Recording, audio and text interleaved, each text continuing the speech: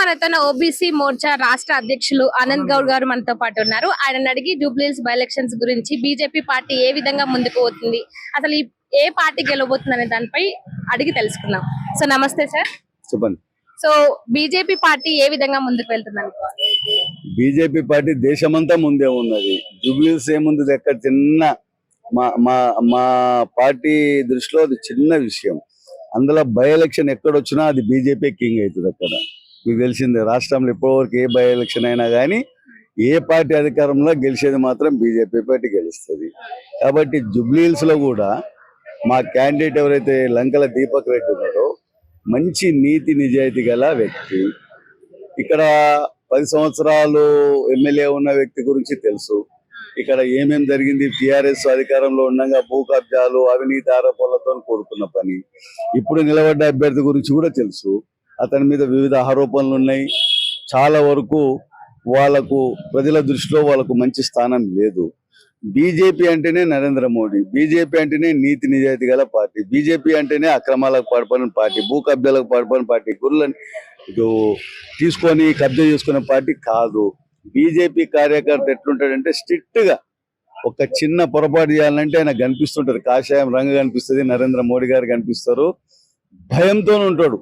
కాబట్టి ప్రజలు కూడా అనుకుంటుండ్రు ఏమన్నంటే బీజేపీ ఎమ్మెల్యేని గెలిపిస్తేనే ఈ జూబ్లీహిల్స్ పేరుకే జూబ్లీహిల్స్ కానీ హైదరాబాద్ లో ఉన్న పెద్ద స్లమ్ గా ఏదైనా అవార్డు ఇవ్వాలనుకుంటే జూబ్లీహిల్స్ కాన్స్టిట్యున్సీకే ఇవ్వాలి.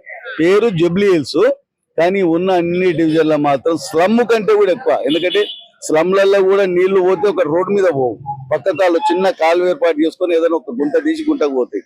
కానీ జూబ్లీహిల్స్ లో మాత్రము డ్రైనేజీ పైకెళ్ళి వంగుతున్నది, తాగే నీళ్లు కిందికెళ్ళి డ్రైనేజ్ దగ్గర వస్తుంది. ఇది వింతగా ఉన్నది హైదరాబాద్ లో, అదే జూబ్లీహిల్స్.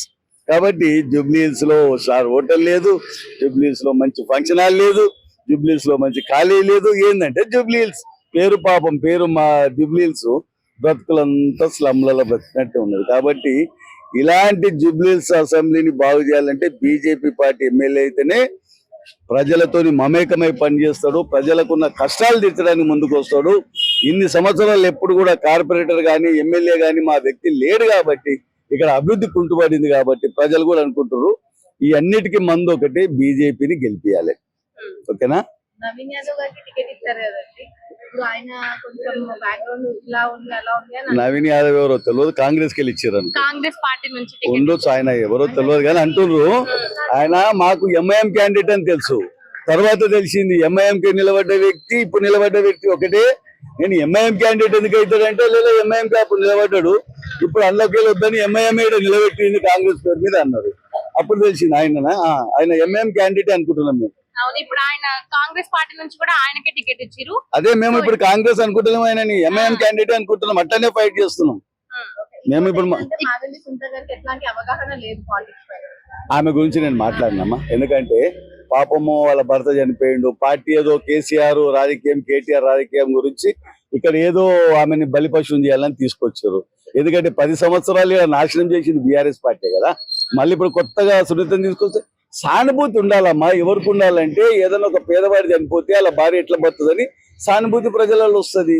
ఇవాళ అది కాదుగా సమస్య. ఆయన కూడా వెల్ సెటిల్ అయ్యిండు, పాపం ఏదో ఆరోగ్యరీత్యా ఏదో ఇబ్బంది అయింది చనిపోయిండు. దానికి రాజకీయాలకు ఎప్పుడే కానీ మనము ముడిపెట్టకూడదు.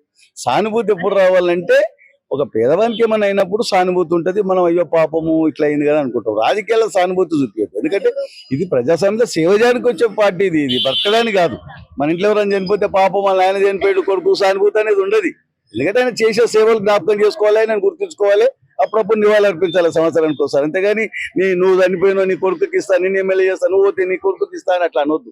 రాజకీయాలకు పనికిరాదు. అయితే ఇంకొకటి సార్, ఇప్పుడు ఇక్కడ జూబ్లీహిల్స్ నియోజకవర్గంలో మైనారిటీస్ ఎక్కువ సంఖ్యలో ఉన్నారు. సో మైనారిటీస్ బీజేపీకి ఓట్లేసే అవకాశం. అరే మైనారిటీ మహిళలందరూ మా నరేంద్ర మోడీ గారిని గుండెలలో పెట్టుకొని చూస్తున్నారు. మేము ఈసారి ఎట్లకెళ్ళి నరేంద్ర మోడీకి వేస్తాం. మా బ్రతుకులకు అండగా నిలబడ్డాడు, మా బ్రతుకులకు కవచంగా చట్టాలు తెచ్చిండు. 3 తలాక్ గురించి వాళ్ళ తల్లి తన బిడ్డ ఉంటే తల్లి కూడా అంటుంది నేను వేస్తాను, నా బిడ్డ జీవితం ఇలా మంచిగా ఉందంటే నరేంద్ర మోడీ గారు కుల మతాలకు అతీతంగా చట్టం తెచ్చింది కాబట్టి మా పిల్లలు ధైర్యంగా బతుకుతున్నారు.